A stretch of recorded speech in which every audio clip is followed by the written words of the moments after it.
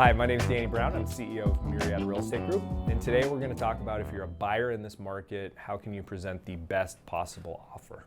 Now, I said best possible offer, but this does not guarantee that your offer is going to get accepted. None of these are trade secrets or secrets that I have. These are in common practice with a lot of different buyers who are out there, but I would be implementing this on every offer that you submit, especially in the market that we find ourselves in today. If we're in a balanced market, none of this applies. And if we're ever in a buyer's market again, this absolutely doesn't apply. So this is strictly if you're in a seller's market. Find out what's important to the seller. Do they need a longer closing? Do they want a shorter closing? Do they need a post-possession or a lease back, which is where they stay in the home after the closing for a set period of time? Is it just price that's important to them? Do they already have multiple offers, and are they willing to disclose to you where those offers are at? Some agents will divulge more information than others. Some agents are completely tight-lipped and won't tell you anything. So it's still important to call ahead though and ask those questions to try and get as much information as you possibly can from that listing agent to incorporate those things into your overall offer. The first thing you want to do when you structure your offer is have your agent do a market analysis of the property to tell you what they think the lendable value is. There are two different values that exist in our real estate market today. There's lendable value, and that's how much a bank is willing to lend you based on the value of the home, versus fair market value. Those numbers are wildly different. Fair market value is what somebody's willing to pay for a home. Lendable value is what a bank is willing to lend you on that home. Now, based on that lendable value or that estimated value of the property, you're going to need to structure your offer around that.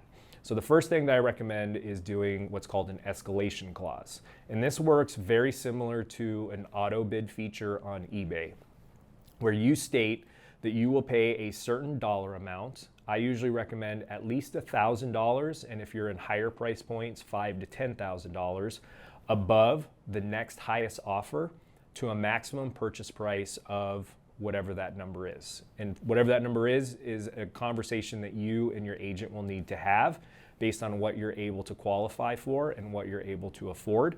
But I would make that number as high as you possibly can. What that means is that any other offers that come in addition to yours, your offer will automatically be higher than those offers by whatever dollar amount you're offering above.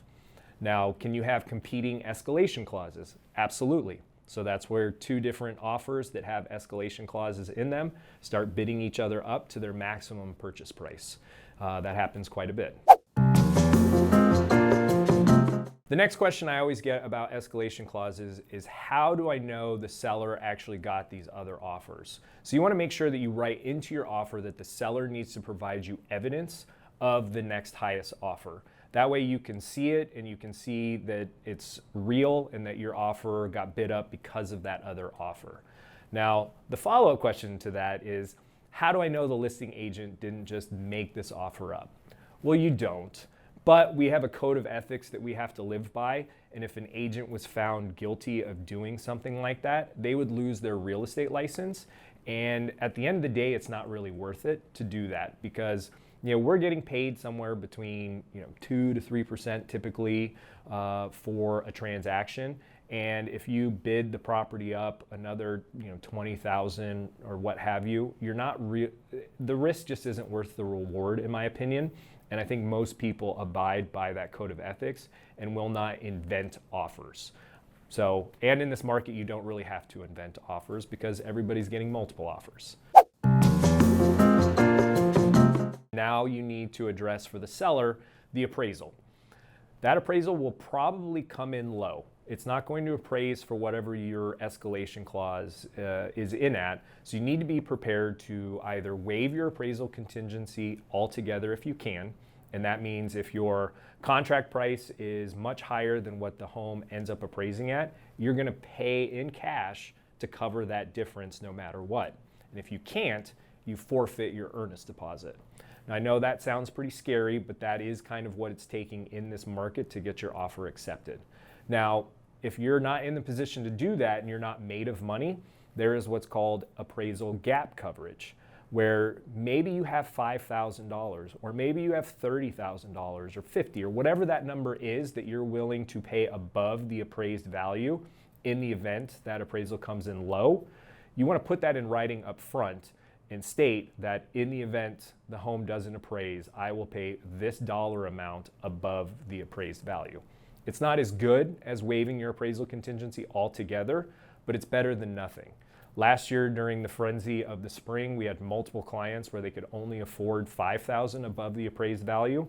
It took writing 20 plus offers before we got them something, but we did eventually get them a home where it stuck and they paid $5,000 above the appraised value in those situations.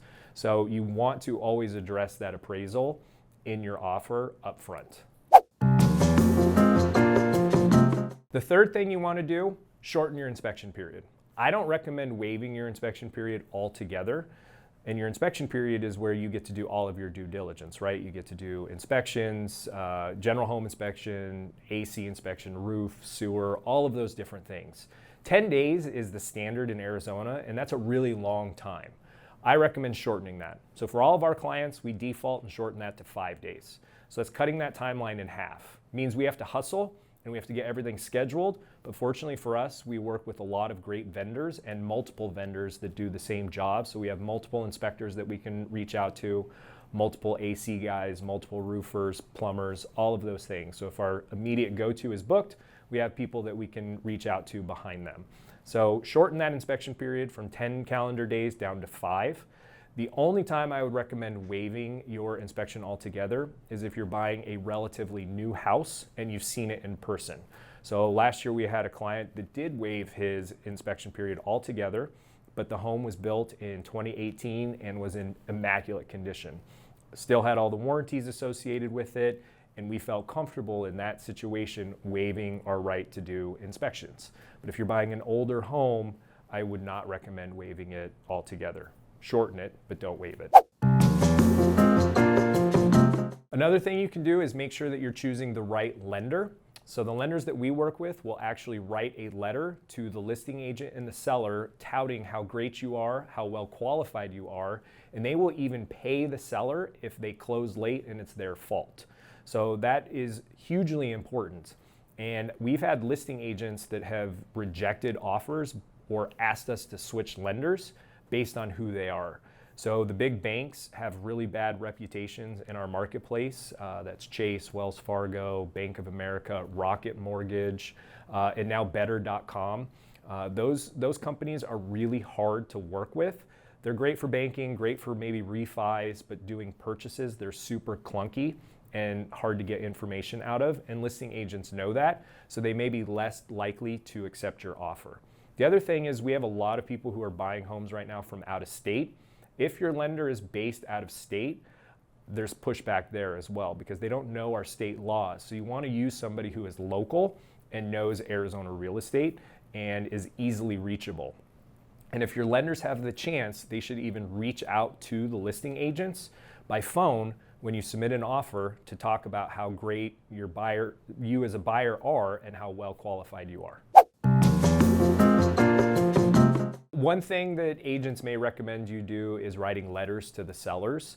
That was pretty common last year, and a lot of stuff and a lot of pushback has come out about those, that it may be a violation of fair housing. I am not one that's really a proponent of writing those letters anymore. I'm pretty convinced that most listing agents don't even share those letters with the sellers because they're getting so many offers that it's just overwhelming. And so I'm not quite sure those letters even make it to the seller. So I'm not really pushing those anymore like we were a year or two ago. So don't feel pressured by your agent to include those personal letters. And then the final recommendation I have is combine all of those together and then keep trying. These are not my secrets. Everybody knows about these things and they are implementing these practices. And so you need to put your highest and best offer forward at the beginning. Don't wait. That's another thing. Don't wait to submit an offer. Submit it right away. Coming soon listings sell before they even hit the market sometimes. Sellers who say they're going to wait the weekend and review offers on Monday don't always wait the weekend. If they get something amazing, they could take the home off the market. I can't tell you how many times that's happened. It's happened with our own sellers where they get so much traffic that they're just like, I'm done. This is an amazing offer. I'm going to accept it. I don't want any more showings. So if you like a house, put an offer in right away. Speed is key. Put your best foot forward, use the escalation clause, shorten the inspection period, address the appraisal up front, even if it's just $1,000 or $2,000, whatever you can afford, address that gap, waive it all together if you can, and just keep trying. This market is about patience and perseverance. You will get a home and it will happen. You just got to keep trying. It could take, one offer. You could be one of the lucky few to get an offer accepted day one. But more than likely it's going to take 5, 6, 10 offers before you get something under contract. The other thing is don't get married and fall in love with a home because you're setting yourself up for disappointment, and that's just really hard. So submit the best offer that you can, and if you get it, celebrate, and if you don't, keep trying. That's my best advice. If you have any questions about how to structure your offer, leave them in the comments. Don't forget to give a like and subscribe, and we will see you in the next video.